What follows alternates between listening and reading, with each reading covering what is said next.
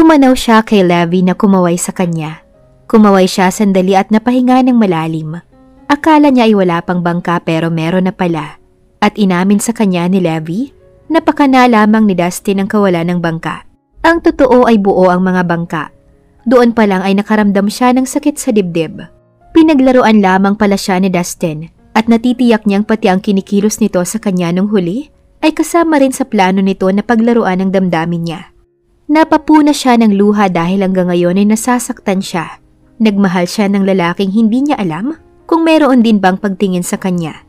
Pero naisip niya na huwag umasa dahil alam naman na niya ang kasagutan. Iha, sa isla tayo ng bantayan bababa at mula doon ay meron ng sakayan. Tumango siya sa mama na nagbabangka. Meron ho kayang sakayang pangpaliparan? Meron doon, alam ko. Nakahinga naman siya ng maluwag. Hanggat maaari ay ayaw niyang sumakay ng barko. Ayaw na niyang maranasan muli ang naranasan. Isang pagkakamali lamang, napadpad siya sa Isla del Rio.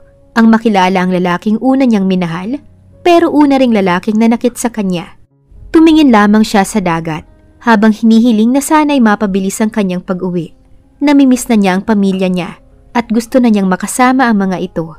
At alam niyang darat na niyang galit ang papa niya, pero nakapagdesisyon na siya. Susundin na niya ito, at kung sino man ang lalaking ipapakasal nito sa kanya, ay tatanggapin niya. Baka mas tama pa ang lalaking pinili ng kanyang papa sa kanya. Natitiyak niya na sa lalaking pakakasalan niya na hindi siya masasaktan dahil wala siyang pagtingin. Tama na ang naranasan niya ang pag-ibig. Ngayon ay alam na niya ang pakiramdam. Hindi na niya nais ulitin pa. Mahigit 2 oras na tinawid nila ang dagat bago nakarating sa bantayan. Tinulungan siya ng mama na ibaba ang bag niya at alalayan siya sa pagbaba. Maraming salamat ho. Heto po ang aking bayad. Nagtaka siya nang umiling ito. Hindi na iha. Si Sir Levi ang nagbayad sa akin. Hiniling lang niya na ihatid kita rito ng ligtas. Tila siya hindi nakapagsalita at tumango na lang bago muling nagpasalamat. Tinanaw niya ang dagat na tinahak nila. Hindi na matatanaw rito ang Isla del Rio. Hindi niya alam kung paano niya pasasalamatan si Levi. Natitiyak niyang hindi na sila magkikita nito. Tumalikod na siya at bitbit ang bag na umalis sa kinatatayuan. Nagtanong-tanong siya kung saan ang airport at nang merong makapagturo sa kanya ay sumakay siya ng tricycle at nagpahatid siya doon. Malayo din iyon mula sa Isla Bantayan, kaya malaki ang singil sa kanya pero ayos lang dahil tiyak niya nakakasya pa ang pera niya. At tatawag na lang siya sa mami niya upang magpasundo. Thank you for choosing us, ma'am. You can sit to our waiting area while waiting to call your flights. Mabuhay! Tumango siya rito at nagpasalamat. Humanap siya ng waiting area at lumapit sa isa sa mga upuan. Naupo siya at sinilid sa bagang tiket niya. Napahinga siya ng malalim habang iniisip ang maaari niyang sabihin oras na makauwi na siya. Sa totoo lang ay nakakaramdam siya ngayon ng kaba na baka itakwil na siya ng kanyang ama. Bigla ay para siyang maiiyak. Alam niya na isang kasalanan ang ginawa niyang pagtakbo sa kasal at natitiyak niyang isang kahihiyan iyon sa kanyang ama. Ngayon niya lang naisip na baka dumanas ng grabe na kahihiyan sa kakilala, kaibigan at pamilya ng lalaking mapapangasawa sana niya ang kanyang ama. Hindi niya naisip ang ganon, ang sarili lamang niya ang inisip. At kung sana ay sinunod niya ang kanyang ama, ay baka hindi siya muntikan ng mamatay. Hindi sana siya mapapadpad sa Isla del Rio. Hindi sana niya makikilala si Dustin. At hindi sana nahulog ang loob niya rito. Flight to Manila! Nawala siya sa iniisip nang tawagin na ang flight niya. Huminga siya ng malalim at tumayo na. Ano mang magiging reaksyon ng kanyang ama, ay gagawin niya ang lahat para lang mapatawad nito. Pagbaba ng eroplano at paglabas sa airport, ay sumakay siya ng taxi para makauwi. Sinubukan niyang tawagan ang landline ng bahay ngunit walang sumasagot. Kaya minabuti niyang mag-taxi na lang. Meron pa naman siyang natirang pera, kaya baka kasya na iyon. Sa Green Hills siya nagpahatid. At mahigit kumulang 40 minuto ay nakarating na siya sa kanila. Dito na lang po. Tumingin siya sa may kalakihan nilang bahay. Mataas ang gate kaya hindi niya makikita ang bahay nila. Pero kung sa gate pa lang titignan, ay malalaman ng malaki ang bahay nila. Nagbayad siya ng kumulang 1,000. Napahinga muna siya ng malalim bago binitbit ang bag at bumaba. Tumingin siya sa gate at pumikit siya para kumuha ng lakas ng loob. Nang alam niyang kaya na niyang harapin ang pamilya niya, ay binuksan niya ang gate at pumasok na. Habang naglalakad papasok ng bahay, ay nagtaka siya dahil tila tahimik ang bahay. Pero hindi na niya pinansin pa ang napuna at tuloy-tuloy siya sa pagpasok. Nakahinga siya ng maluwag nang si Manang Jolly ang una niyang nakita. Manang Jolly! Nakangiti na hinintay niya itong humarap at nakita niyang nagulat ito nang makita siya. Karen! Agad na lumapit siya rito at binitawan ng bag sa sahig. Niyakap niya ito ng mahigpit at napaiyak siya dahil sobra niya itong namiss. Si Manang Jolly ay tinuring na rin niyang pangalawang ina, kaya sobra rin niyang namiss ang matanda. Manang, namiss ko po kayo. Hinaplos nito ang kanyang likod. Ako man iha, akala ko ay may nangyari ng masama sa iyo. Ngunit tsaka na tayo magkamustahan. Kailangan nating magpunta sa ospital para dalhin itong mga gamit. Bumitaw siya ng yakap at nagtataka na tinignan niya ito, pati ang mga gamit na tinutukoy nito. Bakit po? Sino po ang na-ospital? At saka wala po ba sila mama at papa? Bakit hindi ko ata sila nakikita na narito sa sala? Nakita niyang malungkot ang mukha ni Manang Jolly, kaya kinabahan siya. Ang papa mo Karen, na-ospital siya dahil sa atake sa puso. Hindi niya kinaya ang paglalayas mo. At ang akaala namin ay nakasama ka sa mga namatay sa barko nang sumabog ang sinasakyan mo. Sobrang sinisi ng papa mo ang lahat at sobra din ang aking konsensya dahil kung hindi ko sinunod ang mama mo ay baka hindi ka mapapahamak. Mabuti at ayos ka na iha. Napailing siya at napaiyak. Dalhin niyo po ako kung nasaan si papa. Tumango ang matanda. Oo, tara na. Nagpahid siya ng luha at tinulungan ng matanda na magbuhat ng gamit ng papa niya. Parang biglang umikot ang mundo niya sa narinig. Hindi niya akalain na ganito ang aabutan niya. Ang buong inaasahan niya ay bubungaran siya ng matinding galit mula sa papa niya, pero mali pala siya. Sa St. Luke's Hospital sinugod ang papa niya at dinala siya ni Manang Jolly sa room na nakalaan dito. Nangihina ang mga paa niya na pumasok. Nabungaran niya ang kanyang ina na nakaupo sa tabi ng papa niya na nakahiga sa hospital bed at gising. Mama, papa. Napalingon ng mama niya na nanlalaki ang mga mata. Kita niya ang tila hindi pa natutulog na mga mata nito habang bakas ang pagod at lungkot. Anak! Hindi ito makapaniwala kaya naiiyak na lumapit siya rito at yumakap. Agad na niyakap naman siya nito. Diyos ko, salamat at buhay ka. Akala namin ay nasama ka na sa mga namatay sa barkong sinakyan mo. Diyos ko, hindi ko halos mapatawad ang sarili ko dahil kung hindi kita hinayaang umalis ay hindi ka sana mapapahamak. Bumitaw siya ng yakap dito at tinignan ito. Pinunasan nito ang luha niya. Hindi po ako namatay dahil tumalon ako. Akala ko nga po ay hindi na ako mabubuhay. Pero mabuti at napadpad po ako sa isang isla at meron pong nagligtas sa akin kaya buhay pa ako ngayon. Mabuti at ganun. Patawarin mo ako anak. Wala ho iyon mama. Nakabalik na ako kaya huwag niyong sisihin ang sarili niyo. Bigla naman siyang napatingin sa kanyang papa. Nakatingin ito sa kanya kaya napayuko siya. I'm sorry po papa. Wala siyang ibang masabi kundi ang paghingi ng pasensya. Kita niya na tila hindi nga mabuti ang katawan nito. Bukod sa namumutla, ay tila nangangayayat ito. Wala kang dapat na ikahingi ng tawad anak. Ako ang may kasalanan, kaya mo ninais na umalis. Umiling siya at naupo sa upuang kanina ay inuupuan ng kanyang ina. Hinawakan niya ang kamay ng kanyang ama. Hindi po, kung hindi na lang po sana ako umalis at sumunod lang ako sa mga gusto niyo ay hindi sana ako mapapahamak at masasaktan. Nais niya sanang idugtong yung huli, ngunit minabuti niya na huwag na lang. Ayaw niyang malaman ng kanyang magulang na naging marupok siyang babae sa isang lalaki na hindi masuklian ang kanyang pag-ibig, na may mahal pa ring iba. Kung hindi kita pinilit na ipakasal, ay hindi mo maiisipan na umalis. Kaya mula nang malaman kong umalis ka, ay pinahinto ko na ang nais kong pakikiugnay sa'yo kay Franco. Sandaling natigilan siya. Ano pong ibig niyong sabihin? Hinawakan nito ang kamay niya. Hindi na matutuloy ang kasal. Napagtunto ko na hindi ko malang naitanong sa iyo kung gusto mo bang makasal ng maaga. At naisip ko na sariling desisyon ko lamang ang iniisip at hindi ang desisyon mo sa buhay. Patawad anak kung naging malupit akong ama. Umiling siya at lalong napaiyak. Tumayo siya at niyakap ang kanyang papa. Nagpapasalamat siya at hindi na pala tuloy. Ano po ba ang kondisyon ni Papa? Nasa labas sila ng kanyang ina dahil nais siya nitong makausap. Nakatulog na ang kanyang papa nang lagyan ng gamot ang dextrose nito.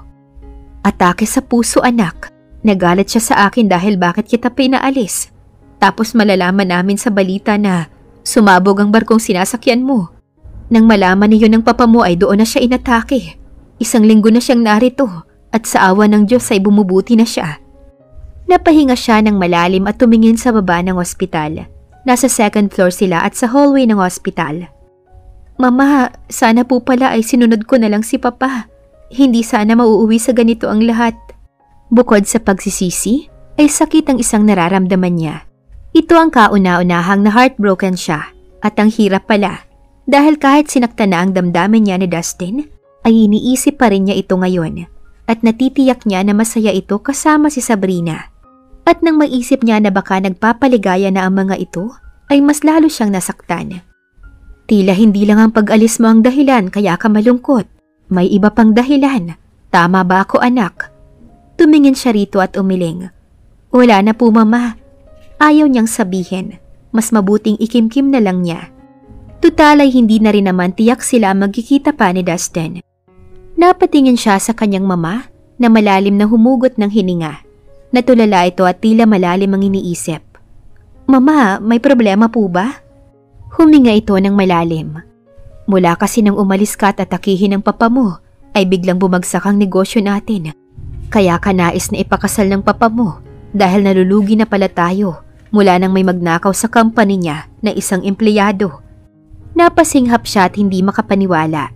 Isang company ng paggawaan ng iba't ibang uri ng materyales sa paggawa ng mga upuan, kama at iba pang furnitures. Sikat iyon at malaki ang kita dahil maganda ang gawa. Pero hindi siya makapaniwala, nalugi na pala sila. Paanong nangyari yun, Mama? Hindi ba't mahigpit sa pera si Papa? Ni hindi nga siya kumukuha ng treasurer dahil wala siyang mapagkakatiwalaan. Napahinga ng malalim si Glidel. Merong isang babae na empleyado. Bata pa. Hindi ko alam na naakit doon ng papa mo. Nasaktan ako dahil niloloko na ako ng papa mo patalikod.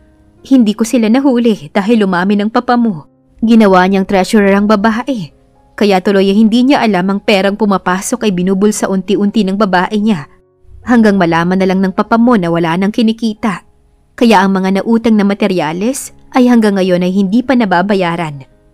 Napakuyom naman si Karen ng kamay. Bigla ay nakaramdam siya ng panibugho sa nalaman.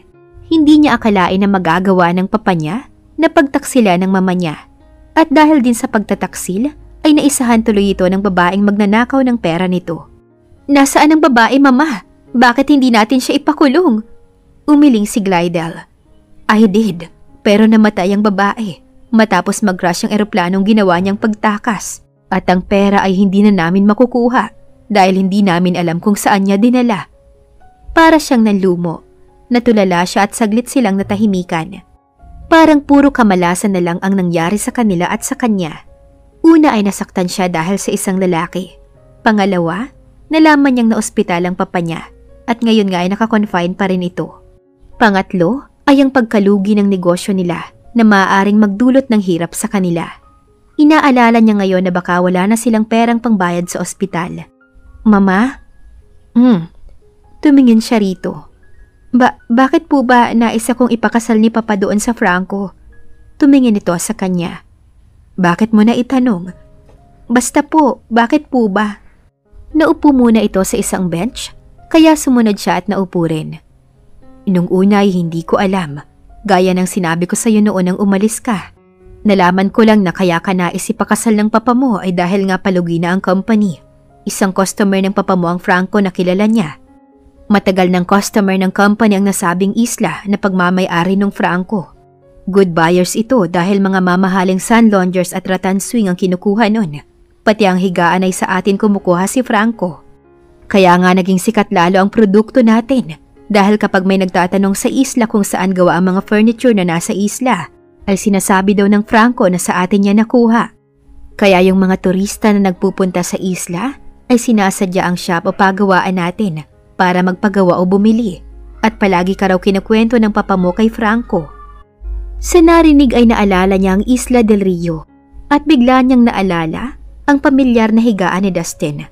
Parang may pagkakahawig sa produkto nila. Pero mukhang malabo iyon, baka magkahawig lang. Nang umeko sa utak niya ang huling sinabi, ay hindi niya alam kung bakit pinamulahan siya ng muka nang marinig na kinukwento siya ng papa niya kay Franco. Saan po ba ang islang yun, Mama? Tanong niya para iwala ang pamumula ng mukha niya. Umiling ang mama niya. Ayaw sabihin ng papa mo. Ayaw daw kasi ni Franco ipagsabi sa iba dahil ang nais ni Franco ay kusang matuklasan ng mga turista ang isla. Hindi umaasa sa commercial or advertisement ang isla dahil ang sabi ng papa mo ay kaya ng islang iyon makilala kahit walang tulong ng iba. Doon naman siya namangha at sa paraan ng pagkukwento ng kanyang mama ay tila isang magaling at matalinong businessman yung Franco. Kaya pala gano'n na lang ang pagnanais ng papa niya na ipakasal siya rito. Hindi naman siya ipakakasal ng papa niya doon kay Franco kung wala itong nakitang espesyal sa lalaki. Tumingin siyang mabuti sa kanyang ina. Buo na ang desisyon niya. Kailangan niyang makabawi sa mga ito at gusto niya rin na makalimot. Mama, magpapakasal po ako kay Franco. Parang nung una lang ay nakaharap siya sa salamin. Ngayon ay nakaharap muli siya sa salamin. Habang tinitignan ang mukha niya na maayos ang itsura dahil sa make-up. Gaya nung una ay suot niya muli ang trahe de boda na suot niya ng araw sana na ikakasal sila ni Franco. At muli ay suot niya ito. Akala niya ay hindi napapayag yung Franco. Pero mula nang makausap ng papa niya ito, ay pumayag daw ito. Makalipas ang 3 linggong preparation, ay heto na at ikakasal na talaga siya. Wala nang atrasan. Masaya siya at mabilis ang naging recovery ng papa niya. Malakas na muli ito at masaya siya dahil nakita niya na napaka-protective nitong ama sa kanya. Nagkaayos na rin ito at ang mama niya, nangakong hindi na uulitin ang maling nagawa.